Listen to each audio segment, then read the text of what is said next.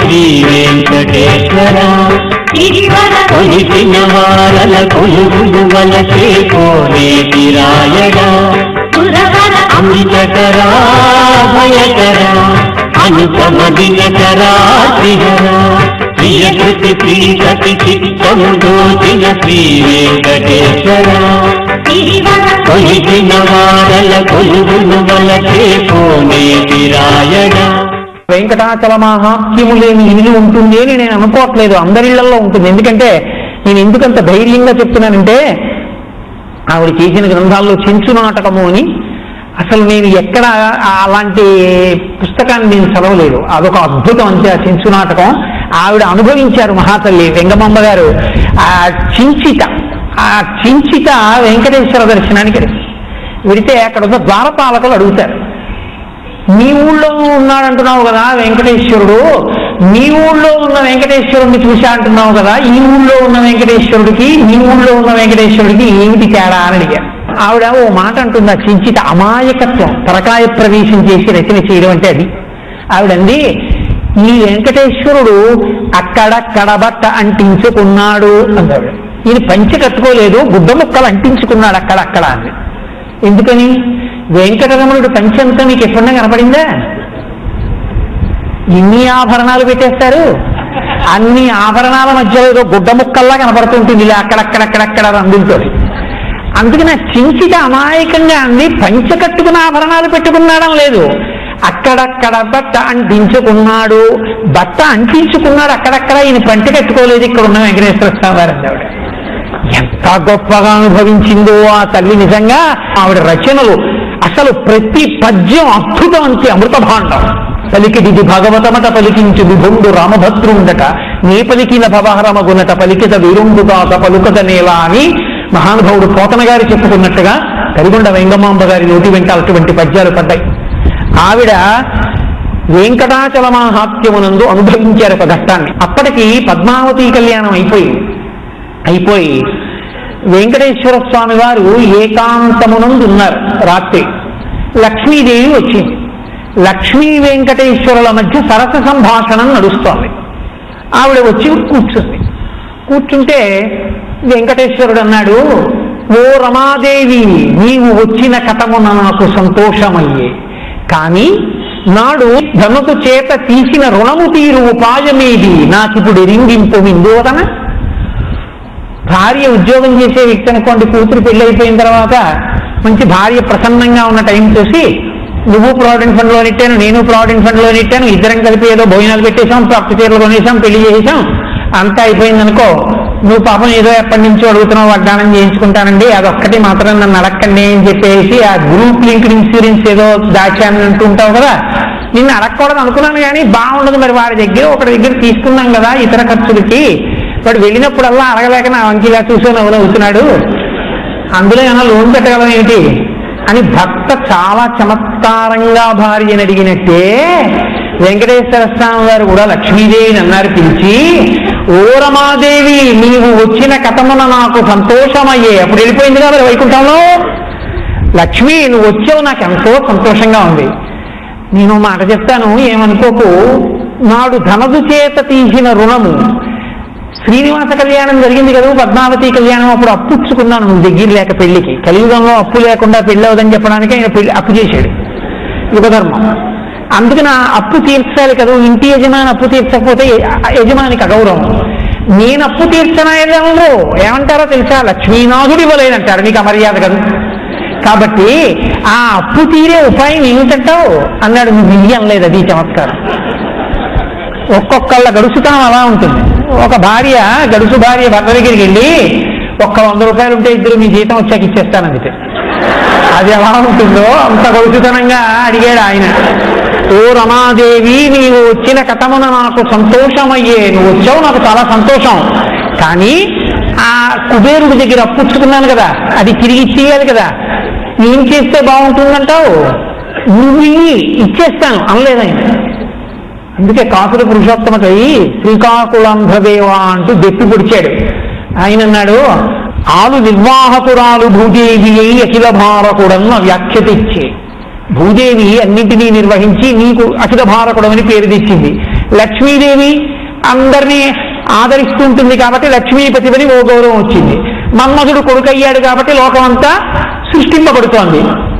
ఆలు బిడ్డలు తెచ్చు ప్రఖ్యాతి కాని మొదటి నుండి నీవు దామోదరుడవి చిత్ర చిత్ర ప్రకాశ దక్షిణ్య భావ హత విభత జీవ శ్రీకాకుళంధ్రవేవా అని దిక్కిపొడిచాడు. అలా లక్ష్మీ డబ్బు ఇవి అంటే బాగుండదని అప్పు ఎలా తీర్చడం చెప్పు అన్నాడు. ఆవిడంది అనగా పెళ్లికి నేను వచ్చినప్పుడు ఇందు ధనము లేదని చెప్పిన తప్పే, అట్లు చెప్పినను ప్రేమముతో నీయనే నన్ను నీవప్పుడు తెరదేసి ధనదున్ నా పెండ్లికి నీ వప్పిమ్మని యాచించి రుణంబు చేయులు పనికే మందుం జగన్నాయక. ఏమయ్యా, పద్మావతి కళ్యాణానికి నేను వచ్చానుగా, నీకు సంపంగి జలాలతో స్నానం చేయించింది నేనేగా, ఏమప్పుడు నా ఇంకొక్కసారి ఇలా చూసి లక్ష్మి డబ్బులు లేవు అప్పు తీసుకోవాలనుకుంటున్నాను అని ఒక్క మాట అంటే నేను ఇవ్వనా? అప్పుడు నేను పనికి రాలేదు, నన్ను అడగలేదు డబ్బులు. నన్ను అడిగితే అక్కడికి మీకు చిన్నతనం, అక్కడికి చాలా పెద్ద డబ్బున్న వారిలా కూర్చున్నారు. కుబేరుడి దగ్గర అప్పు తెచ్చుకున్నారు. ఎలా? యాచించి నా పెళ్లికి డబ్బు కావాలయ్యా, ఏమనుకోకు నాకు కొంచెం డబ్బులు ఇప్పించు అంటే ఆయనే ఉన్నాడు. అలాగే ఇస్తాను కానండి, ఎందుకైనా మంచిది. మరి యుగ లక్షణం ఒకటి ఉంటుంది కదా, భయం అన్నది ఒకటి ఉంటుంది కదా, ఆడిన మాటకి నిలబడతారా జనం? ఏమో ఈ లక్షణాల నుంచి ఉద్ధరిద్దామని వచ్చిన మీకు ఆ లక్షణం వస్తే, అందుకని మీరు ఒక పని చేయండి, ప్రామిసరీ నోటు ఒకటి రాసి ఇవ్వండి అంటే నోటు రాసి ఇచ్చాడు. ఇప్పటికే అదే ఆదివరాహస్వామి గారి కింద ఉంటుంది ఆ నోటు. కాబట్టి నోటు రాసి ఇచ్చాడు. ఇస్తే ఆయన ఉన్నాడు, నోటు రాసి ఇచ్చారు కానీ సాక్షి సంతకాలు ఉండాలి కదా. చిత్రముఖ బ్రహ్మగారు ఒకటి పెట్టాడు. ఎందుకైనా మంచిది రెండు ఉంటే బాగుంటుంది. పరమశివుడు ఒకటి పెట్టాడు. వీళ్ళిద్దరూ మంచిదే కానండి, వీళ్ళిద్దరి మీరు అప్పు తీర్చట్లేదని అడగడానికి వెళ్ళాలంటే అసలు వాళ్ళ అపాయింట్మెంట్ ఎప్పుడు దొరుకుతుంది? కాస్త తేలిగ్గా దొరికేవాడు ఒకటి చూడండి, అక్కడే ఉన్న అశ్వత్థ వృక్షం పెట్టింది. ఇప్పుడు ముగ్గురు అక్కడ సాక్షి సంతకాలు పెడితే అప్పిచ్చారు. స్వామి అంత కష్టపడి మీరు కుబేరుడి దగ్గర అప్పుచ్చుకోవాలా? ఇవి నన్ను అడిగితే నేను ఇవ్వను. ఎందుకంత కష్టపడి అప్పుచ్చుకున్నారు? ఆ రోజు మర్యాద పోయేటట్టు పోన్లేండి, అప్పుచ్చుకుంటే పుచ్చుకున్నారు కానీ నన్ను అడగలేదని నేను బాధపడుతున్నాను. ఇప్పుడు నేను ఇవ్వడానికి సిద్ధంగా ఉన్నాను అంటే ఆయన అన్నాడు వెంటనే, నావుడు విష్ణుడిట్లని నన్ను ఎడబాసిన జాలి చేత నీవతి చింతనందగను నేను ముదంబున పెండికి అర్థమం కావలనంచు నీ వద్ద గైకొను బుద్ధి ఎట్లు పుట్టు. ఓ రమాదేవి, నీవిది తప్పు చేసి నన్ను తేరగ చూడక మంచు పల్కగన్. పద్మావతి కళ్యాణం కోసమని నేను ఆ రుణం చేశాను. పద్మావతి పరిణయం కోసమని రుణం తీసుకుంటూ నీ దగ్గరికి వచ్చి, లక్ష్మీదేవి పద్మావతి అందరూ తత్వతః ఒకటే, అయినా లక్ష్మి ఉండగా కదా పద్మావతి కళ్యాణం జరిగింది. ఏ భార్య అయినా దేనికైనా డబ్బిస్తుందేమో కానీ ఏమనుకోకు, నేను ఇంకో పెళ్లి చేసుకుందాం అనుకుంటున్నాను, ఆవిడ బాగుంటుంది, ఆవిడ్ని కూడా తీసుకొస్తాను, కొంచెం నువ్వు ప్రావిడెంట్ ఫండ్ లోన్ పెట్టి ఇద్దు అంటే ఇస్తుందా? ఎలా ఇస్తుంది? అందుకని లక్ష్మి ఏమనుకోకు, బాగుంటుందా? నీవు నన్ను ఎడబాసిన జాలి చేత అతి చింతను పొంది ఉండగను. అయ్యయ్యో, ఎంత లక్ష్మి అయినా, ఎంత పద్మావతి అయినా, ఎంత తత్వతః మీ ఇద్దరు ఒకటే అయినా, నువ్వు నా నుంచి దూరంగా ఉన్నప్పుడు నేను పద్మావతిని తెచ్చి కళ్యాణం చేసుకుంటుంటే నిన్ను చిరపడగనా? బాగుండదని అడగలేదు. ఎంత బలహీనమైన కారణానికి నేను అడగలేదో తెలిసి కూడా అది తప్పు చేసి నన్ను ఇలా చెప్పిపడవడం అయినా బాగుందా నువ్వు? కాబట్టి ఆ ప్రసక్తి అక్కడతో వదిలేయి, ఈ కుబేరుల సంగతి ఏమైనా ఆలోచించు. ఇప్పుడు ఇద్దరం మళ్ళీ పెద్ద మనుషులతో మాట్లాడుకుందాం అంటే ఆవిడండి, దానికంత బెంగెందుకండి, ఎంత అప్పు చేశారో చెప్పండి, వడ్డీతో కలిపి ఇచ్చేస్తారు, పట్టుకెళ్ళి ఇచ్చేసేయండి కుబేరుడికి, ఇచ్చేసి నోటు పట్టుకొచ్చేయండి. ఆయన అన్నాడు, ఆ పాటి ఆలోచన నాకు రాక కాదు, కలియుగాంతం వరకు ఆ అప్పు తీర్చం, వడ్డీ మాత్రమే కడతాను. ఎందుకు కట్టనో తెలుసా? కలియుగంలో ప్రజలకి ఒక లక్షణం ఉంది, వాళ్ళని ఉద్ధరించడం కోసం ఎవరూ ప్రార్థించకపోయినా నేను ఇక్కడికి వచ్చాను. అప్పు కట్టేసి వెళ్ళిపోతే ఉపయోగమే ఉంది? కలియుగంబున పాపకర్మంబులాచరించు ప్రజలు రోగాది తాపత్రయములు కలుగగా తత్కాలంబులందు నన్ను పేర్కొనుచు పల్మురలు పెట్టునప్పుడు వారి ఆపదల తీర్చి రక్షింపకుండుట నాకు నీతి కాదు.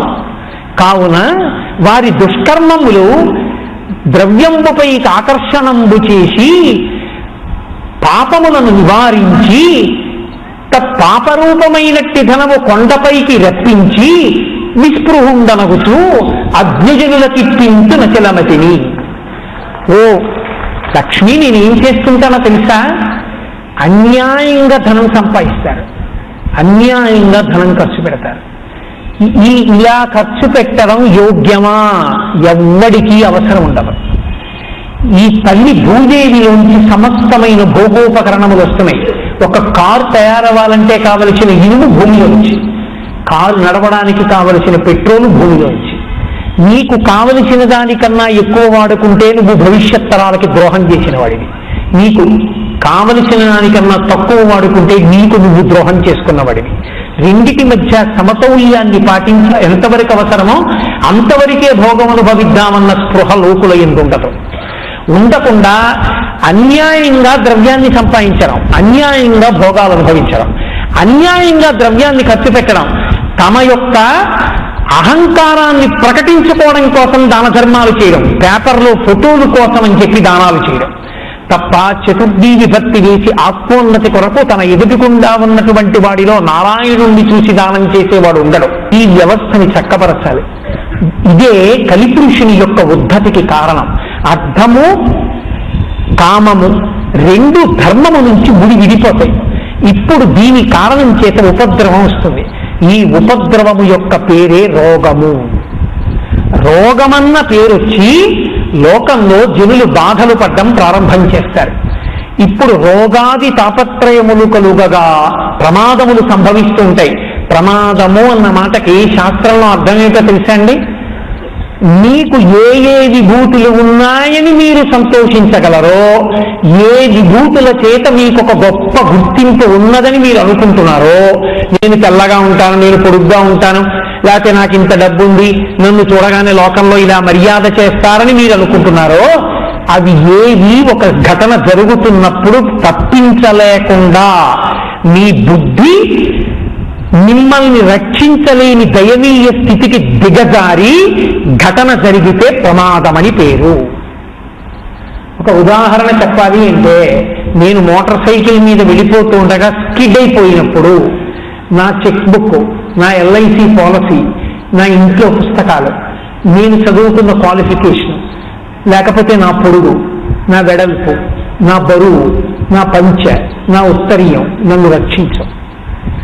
ఆ మోటార్ సైకిల్ స్కిడ్ అయిపోయిన తర్వాత నేను పడిపోయేటప్పుడు ఇసకొప్పు కుప్ప మీద పడిపోయేటట్టుగా జారిపోయేటట్టు, అక్కడే జారిపోయేటట్టు, అక్కడే పడిపోయేటట్టు, పడిపోవడము జరగాలి, ప్రమాదము జరగకుండా చూడాలంటే ఒక్కడే చెయ్యగలడు, వాడే ఈశ్వరుడు.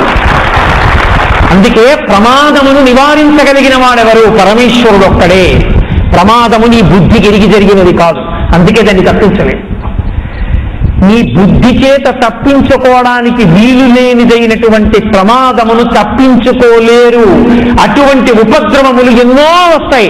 దానివల్ల ఏమవుతుందంటే వారు భోగమును అనుభవించలేరు. వారికి శ్రీ భూ దేవుల అనుగ్రహము అందదు నా అనుజ్ఞ లేక. మీరు అందుకే చూడండి, భూమికి పండించడం లక్షణం. ఆ కాలమునకు యోగ్యంగా ఉంది, బోలెడంత పంట పండింది. అబ్బా ఎంత పంటో అనుకున్నాడు. అలిమినాలిన వర్షం పడింది. పంట కోతలకు వచ్చే వేళకి నోటికొచ్చింది లేదు. మధ్యలో శ్రీనివాసుడు ఉండి, శ్రీ మహావిష్ణువు ఉండి, ఇటు శ్రీదేవి భూదేవి ఉంటారు. గుర్తేమిటంటే, భూమి పండించిన ఆయన అనుగ్రహమే. పండించిన భూమి మీకు అనుభవంగా, లక్ష్మిగా, లక్ష్మగా అనుభవంలోకి వచ్చిన ఆయన అనుగ్రహమే. ఒకనాడు ఉన్న భక్తి ఒకనాడు పతనమైతే, ఇలా చూసి అనుగ్రహించన్నవాడే ఇలా చూసి ఇలా అంటే. ధర్మమును వదిలిపెట్టేసిన లోకానికి భోగమును అనుగ్రహించవద్దు అంటే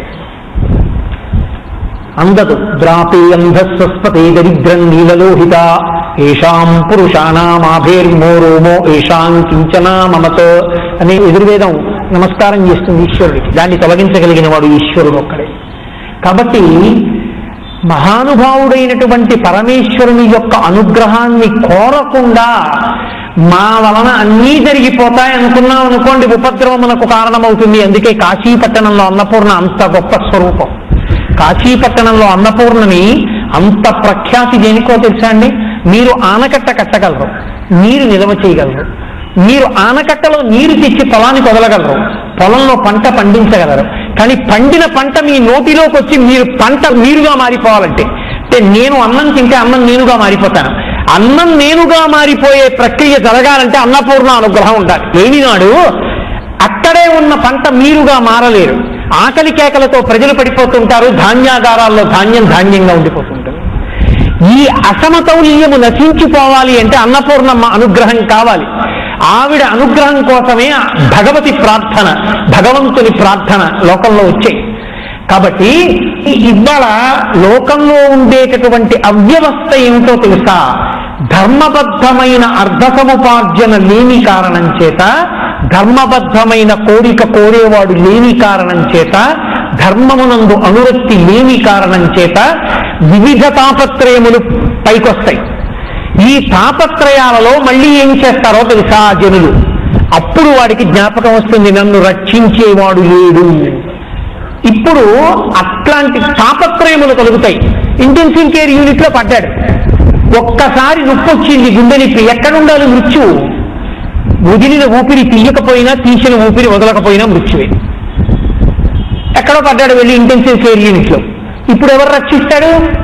ఇప్పుడు అన్నాడు, నేనంటూ బయటికి వస్తాయి, వెంటనే నీ కొండకే వస్తాను. అప్పుడు ఈశ్వరుడు ఏం చేయాలి? మరి చేసిన పాపం ఏం చేయాలి? ఆయన అన్నాడు లక్ష్మీదేవితో, రోగాది తాపత్రయమును కలుగగా వెరచి పలు విధముల నన్ను పేర్కొనుచూ మొరలు పెట్టినప్పుడు అప్పుడు ముడుపులు కడతారు, గోవిందా అంటారు, ఏడుకొండలవాడ నువ్వే రక్షించాలంటారు, నిలువు దోపిడీ ఇచ్చేస్తానంటారు, నీకు తీసుకొచ్చి కట్టల కట్టలు పారేస్తాం హుండీలో అంటారు. ఇన్ని మాటలంటే నేనేం చెయ్యాలి? వాడి పాపం చూసి చంపైనా, వాడి ఆర్తి చూసి బతికించనా? కలియుగంలో అడగకపోయినా వచ్చి ఎందుకు కూర్చున్నానో తెలుసా లక్ష్మి? వాడు ఆ కలి ఉద్ధతి చేత ఇన్ని పాపాలు చేసి తనని రక్షించేవాడు లేని దైన్య స్థితిలో పడిన పేరు చెప్పి మొరలు పెడితే వాణ్ణి విడిచిపెట్టి వైకుంఠంలో కూర్చోలేదు, అంత కృతజ్ఞుడైనా. అప్పుడేం చేస్తానో తెలుసా? వాడికి మళ్ళీ ధర్మమునందు అనురక్తి కలగడం కోసమని వాడి పాపాన్ని ద్రవ్యం మీదకి ఆకర్షణ చేస్తాను, ప్రతి వాడిలో బుద్ధి పుట్టిస్తాను, హుండీలో ఇంత వేస్తానంటూ ఉంటాడు. అందుకే వెంకటాచలంలో ఎన్నో హుండీలు పెట్టక్కర్లేదు, ఒక్క హుండీ పెట్టినా చాలా, అందరూ క్యూ కట్టి మరీ వేసేస్తారు. ఎందుకు వేసేస్తారు అంటే పాపము ద్రవ్యముగా మారుస్తుంటాను ఆ హుండీ స్థానం దగ్గర. ప్రజల దుష్కర్మములు వారి ద్రవ్యంబుపై ఆవాహనంబు చేసి తత్పాపరూపమైనట్టి ధనము కొండపైకి రప్పించి నిస్పృహుండనగుచు ఆ డబ్బు చూసి పొంగిపోతాననుకుంటున్నావా? హుండీలు విప్పి పరకామణి లెక్క పెడుతుంటే నేను సంతోషిస్తాననుకుంటున్నావా? నాకు గుండెల్లో చెయ్యి పెట్టి తిరిగినట్టుంటుంది లక్ష్మి. లోకం ధర్మాన్ని విడిచిపెట్టి తిరిగి ముడుపులు కట్టి తెచ్చి నాకు వేసిన పాపం, ఆ పాపపు ద్రవ్యాన్ని చూసి బాధ పెడతాను. కానీ అంత డబ్బు, అంత పాపపు డబ్బు ఏం చెయ్యాలని ఆలోచించి అద్భుతమైన జనుల తిప్పింతుల చెలమతిని పావలా కాసు నేను ముట్టుకోన డబ్బు నేను తినను. చాలా మంది అనుకుంటారు అదంతా వెంకటరమణుడు అనుకుంటారు. 5 పైసలు ముట్టుకోనని చెప్పాడు ఆయన వెంకటాచల మహాత్మ్యంలో. నేను తీసుకోన డబ్బు. అదంతా ఏం చేస్తానో తెలుసా? అన్నదానమని, వస్త్రదానమని, కళ్యాణోత్సవాలని, ఏదో ప్రజలకి వివాహాలు చేయిస్తున్నామని రకరకాల పేర్లతో మళ్ళీ ఆ డబ్బు అమాయకులైన వాళ్ళకి ఇచ్చేస్తాను. నేనేవి అందులో నయా పైసా పుచ్చుకోను. నేను పుచ్చుకునే డబ్బు కొంటుంది. ఎవరి డబ్బు పుచ్చుకుంటానో తెలుసా? ఇలను పుణ్యాత్ములైనట్టి వారు, కొంతమంది పుణ్యాత్ములు ఉంటారు. వాళ్ళు ఎందుకు వస్తారో తెలుసా కొండకి? వాళ్ళు నాకు ఈ కోరికుంది ఈశ్వర అని రారు. వాళ్ళు నన్ను చూడకుండా ఉండలేక వస్తారు. వాళ్ళు ఏదో ఏడాదికో 6 నెలలకో నియమం పెట్టుకుంటారు.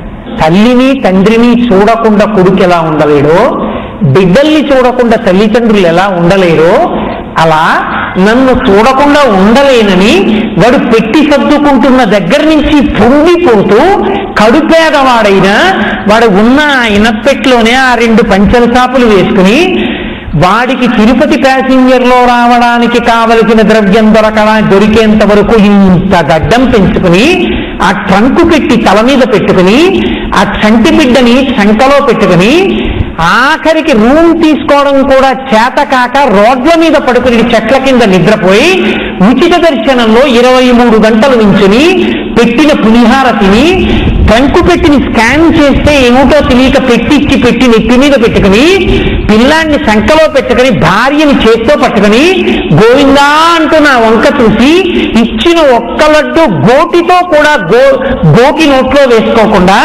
ఇంటికి పట్టుకెళ్ళి మళ్ళీ తను పూజ చేసి ఆ ఉన్న లడ్డులో అందులోనే మళ్ళీ కాసిని ఏదో పేలాలు కలిపి శనగపప్పు కలిపి ఓ పళ్ళెంలో పోసి నలుగురికి పంచిపెట్టి అప్పుడు తాను కళ్ళకత్తుకు తిని గడ్డం చేసుకున్నవాడున్నాడే ఆ అమాయకుడైనటువంటి భక్తుడు పరమ ధార్మికంగా తనకున్న 2 ఎకరాలతో బతుకుతున్నవాడున్నాడే వాడు తెచ్చిన హుండీలో వేసిన పావలాకాసు వెతుక్కు తీసుకుంటా లక్ష్మి. ఇలను పుణ్యాత్ములైన వారిచ్చినట్టి ధనము నేను కొంత గైకొని కొంత ధనదుకు వడ్డీకిచ్చి కాలంబు వింతలీల చెల్లించుచుండెదా అనుచు మచ్చికను పలికే. లక్ష్మి, నా పాకెట్ మనీ ఏమిటో తెలుసా? శ్వేతవరాహ కల్పంలో నువ్విచ్చినది పుచ్చుకోను. ఐశ్వర్యవంతులు కోటీశ్వరులు తెచ్చి పారేసినటువంటి నోట్ల కట్టలు నాకు అవి కాదు కావలసింది, అవి నాకు బరువులు. నా ఒంటి మీద పెట్టినా, నా పరకామణిలో లెక్క పెట్టినా, నా ఖాతాలో వేసినా పొంగిపోయేవాడిని కాదు. సిగ్గుపడతాను నా బిడ్డలు ఇలా అయిపోయారని. దేనికి పొంగిపోతానో తెలుసా? ధర్మానికి కట్టుబడి నేను ఎలా బ్రతకమని వేదంలో చెప్పానో అలా బ్రతుకుతూ సంతోషంగా జీవితాన్ని గడుపుతూ నా కొండకి నన్నే చూడడానికి వచ్చి నన్ను చూసి మురిసిపోయి ఆనందపడిపోయి కన్నుల నీరు నిండి గోవిందా గోవిందా అనుకుంటూ తలకున్న పాగా విప్పి వేసుకుని పడుకుని నిద్రపోయి లేచి వెళ్ళిపోయిన అమాయకుడున్నాడే, గుండెలు నిండా భక్తితో వచ్చిన వాడున్నాడే, వాణ్ణి చూసి మురిసిపోతాను. వాడికి జ్ఞానం ఇస్తాను, వాడికి మోక్షం ఇస్తాను, వీడికి బుద్ధినిస్తాను. అప్పటికైనా వీడు తెచ్చి కట్టలేశాక గుర్తు తెచ్చుకోవాలి, అరే నేను ఏమి సాధించానురా, పరమాత్ముడి దగ్గరికి ముడుపు కట్టి నీవు దోపిడి తీసుకెళ్లి ఇన్ని కట్టలు వేసే ముందు సిగ్గుపడాలి. ఈశ్వర, ఎలా తెచ్చానో తెలుసా ఈ ద్రవ్యాన్ని? నిజంగా వెంకటరమణుడు అక్కడ ఎదురుగుండా కనపడిది ఎక్కడిది డబ్బని అడిగాడు అనుకోండి, ఏమని చెప్తావు? ఏమని చెప్పిస్తావు ఆయన్ని? మీరొక్కటి ఆలోచించండి. నిజంగా వెంకటాచలం ఆనంద నిలయంలో ఉన్న వెంకటరమణ ప్రభువు హుండీ దగ్గర నిలబడి బయట తలుపులేసేసి ఇది ఎలా తెచ్చావో ఎక్కడిదో చెప్పు నాకు అని అడిగాడు అనుకోండి ఒక్కొక్కడిని. మిగిలిన వాళ్ళని కొంచెం దూరంగా ఉండమనండి, మీతో చెప్తాననాలి. అంత సిగ్గుపడాలి. కాదని మీరు అనగలరా? ఏ ఒక్కరికో తప్ప ధైర్యం లేదు. ఇది కలియుగంలో ఉండే పరిస్థితి లక్ష్మి. అయినా ఆ డబ్బు అమాయకులకిచ్చి ఎందుకు హుండీలోకి తీసుకుంటానో తెలుసా? కనీసం వాడికి డబ్బు మీద వ్యామోహం కనుక, ఊరే ఇన్ని పాపాలు చేసి సంపాదించి ఆఖరికి ఏం పొందాను, తీసుకెళ్లి హుండీలో వేశాను. 2, ఇక నుంచి భయం భయంగా బతకవలసిన అవసరము మిగిలిపోయి, ఇకనైనా బుద్ధి తెచ్చుకుని పరమేశ్వరుణ్ణి నమ్ముకుని బతికితే ఏ బెంగా లేవు. హాయిగా పెరట్లో మామిడి చెట్టు కింద గయోపాఖ్యానంలో పద్యాలు చదువుకుంటూ కాలు మీద కాలు ఎత్తుకుని నిలకవంశం మీద కుడి చేతిని తల కింద పెట్టుకుని పడుకుని నిద్రపోయిన వాడెవడో వాడు సార్వభౌముడు, వాడిది ఆనందం. కాబట్టి ఇక అలా బ్రతుకుతాను తృప్తిగా అన్న మార్పు వాడి ఎందొస్తే సంతోషిస్తాను. అప్పుడు వాడిచ్చిన పావలాకాసైనా పుచ్చుకుంటాను. ఈ మార్పు తేవడానికి నేను ఈ కొండ మీద నిలబడిపోయానని చెప్పుకున్నాడు మహానుభావుడు. అది వెంకటేశ్వర దర్శనం. అందుకే కలియుగంలో వెంకటరమణుడి అంత కృపతో వచ్చినటువంటి అవతారము వేరొక అవతారము లేదు లేదు లేదు. మిగిలిన ఏ అవతారంలోనైనా కర్మాకర్మ ఫలప్రదాతగా ఉండి తప్పు చేస్తే సంహారమును చేశాడు. ఒక్క కలియుగంలో ఎంత తప్పు చేసిన వాణ్ణి ఆయన పేరెత్తితే రక్షిస్తూ ఉంటాడు. మారు అని మాత్రం చెప్తాడు, మారకపోతే వాడి కర్మ. ఈశ్వరుడికి కూడా అసహ్యం పుడుతుంది ఒకనాడు. అంతటి కారుణ్యమూర్తి కనుకనే వెంకటాద్రి సంస్థానం బ్రహ్మాండే నాస్తి కించన వెంకటేశ సమోదే